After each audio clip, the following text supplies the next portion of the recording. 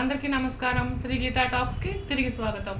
ఈరోజు మనం చెప్పుకోబోయేది ఏడుకొండలవాడి గురించి అండి. స్వామివారి లీలలు, కలియుగ ప్రత్యక్ష దైవం, ఆయనవి ఎన్నో ఉన్నాయి మనకి. అందులో ఒకటి తొండమాన్ చక్రవర్తి శ్రీవారి భక్తుడు అనమాట. ఆయన ప్రతిరోజు స్వామివారికి బంగారు పుష్పాలతోటి అర్చన చేస్తూ నిరంతరం స్వామివారి సేవలో ఉంటూ ఉండేవాడనమాట. అయితే ఆయన మహారాజు కదా, మరి బంగారు పుష్పాలతో పూజ చేస్తున్నాడు. తను అనుకున్నట్టు, అబ్బా నేను రోజు స్వామివారిని బంగారు పుష్పాలతో పూజ చేస్తున్నాను, అసలు నాకంటే భక్తుడు ఎవరు ఉంటారు అని చెప్పేసి. అప్పుడు ఆయన అన్నట్ట, శ్రీనివాసుడు మాట్లాడేవారు అప్పుడు తొండమానుల వారితోటి, అయ్యో రాజా, నీకంటే నిర్మలమైన భక్తితోటి ఉన్నాడయ్యా ఒకడు, కావాలంటే నా పాదాల దగ్గర చూడు అన్నాడు. ఆయన పాదాల దగ్గర చూస్తే బంక మట్టితోటి చేసినటువంటి పువ్వులు ఉన్నాయట. కుమ్మరి వాళ్ళు చేస్తారు కదా కుండలు, ఆ బంకమట్టితో చేసేటటువంటి పువ్వులన్నీ పూజ చేసి ఉన్నాయి. స్వామి ఇదేంటి, నేను బంగారు పుష్పాలతో పూజ చేస్తాను కదా, బంగారు పుష్పాల కింద ఏంటి బంకమట్టి పుష్పాలు కూడా ఉన్నాయి అని ఆశ్చర్యపోయాట. అప్పుడు చెప్పాడట, ఎవరివి ఇవి అంటే, చూడు నాయన, అలిపిరి నుంచి మనం మెట్లెక్కుతాం కదా మార్గం దగ్గర, ఆ కిందన భీమన్న అని కుండలు చేసుకునేటటువంటి కుమ్మరి వారు ఉన్నారమ్మా.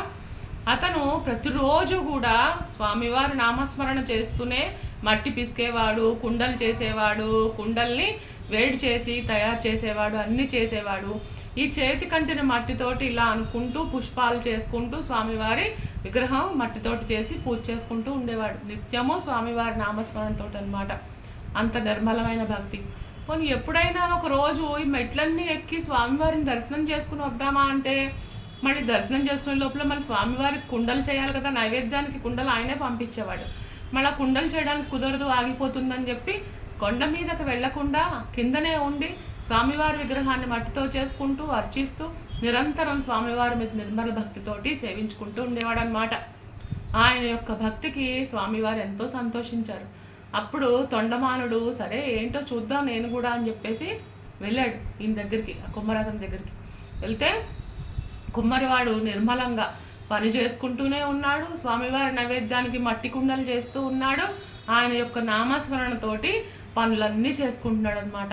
ఇలా మొత్తం గమనించాడు తొండమాన్ చక్రవర్తి. ఆహా, ఇదే కదా స్వామివారికి బంగారాలు కానుకలు కాదు, నిర్మలమైన భక్తి. మనసు మొత్తం ఏకాగ్రతతోటి ఆయన పాదాల మీద లగ్నం చేసి ఆయన భక్తితో ఎవరైతే వేడుకుంటారో వారికి ప్రసన్నుత అవుతాడు మన కలియుగ ప్రత్యక్ష దైవం శ్రీనివాసుడు అనమాట. అలా ఆయన యొక్క భక్తికి పూజకి మెచ్చి ప్రతిరోజు కూడా ఇప్పటికీ కూడా నైవేద్యాలు కులశేఖరపట్నం నుంచి దాటి స్వామివారి యొక్క ఈ మట్టి కుండల్లోనే జరుగుతూ ఉంటాయన్నమాట. ఒక రోజున అప్పుడు తొండమాన్ చక్రవర్తి ఈయన చూశాడు, మన శ్రీనివాసుడు స్వయంగా దిగి ఈ భీమన్న దగ్గరికి వచ్చి ప్రత్యక్షమయ్యాడనమాట. అప్పుడు ఎంతో కళ్ళంట ఆనంద బాష్పాలతోటి, స్వామి నేను రాలేకపోయాను, నువ్వే నా కోసం వచ్చావా అని చెప్పి ఆనంద బాష్పాలతో స్వామివారి పాదాల మీద పడి ఆయన ఎంతో సంతోషించాడు. అప్పుడు స్వామివారు అడిగారు, భీమన్న నువ్వు వండినటువంటి కుండలోనే నాకు నైవేద్యం పెట్టయ్యా, నువ్వు ఏ ఆహారం పెట్టినా నేను స్వీకరిస్తాను అని. అప్పుడు గబగబా వెళ్ళి ఒక పగిలిన మట్టి పెంకు ఉంటుంది, కుండ పెంకులోకి వచ్చి స్వామివారికి వెన్నని నైవేద్యంగా పెట్టాడట, ఇంట్లో ఉన్నది. ఆయన తృప్తిగా ఆరగించి ఆయనకి వరం ఇచ్చి వెళ్ళాడనమాట. తర్వాత ఇప్పుడు కూడా కుండలు చేసి పంపిస్తూ ఉంటారు నైవేద్యం, వెన్న నైవేద్యం దాంట్లోనే జరుగుతుంది అని చెప్తారనమాట. ఆ తర్వాత ఈ కుమ్మరి భీమన్నకి ఆయన సేవ అయిన తర్వాత అంతిమంగా స్వామివారు వైకుంఠ ప్రాప్తిని కలిగించారు. బంగారు రథం వచ్చి ఆయన్ని వైకుంఠానికి, స్వర్గలోకానికి తీసుకెళ్ళిందనమాట అంత్యాన. ఇలా శ్రీవారిని నమ్ముకున్న వాళ్ళని, నిర్మలమైన భక్తితో ఉన్న వాళ్ళని స్వామివారు ఎప్పుడూ కరుణిస్తాడు. మరిన్ని మంచి మంచి కథలతో మీ ముందుకు వస్తాను.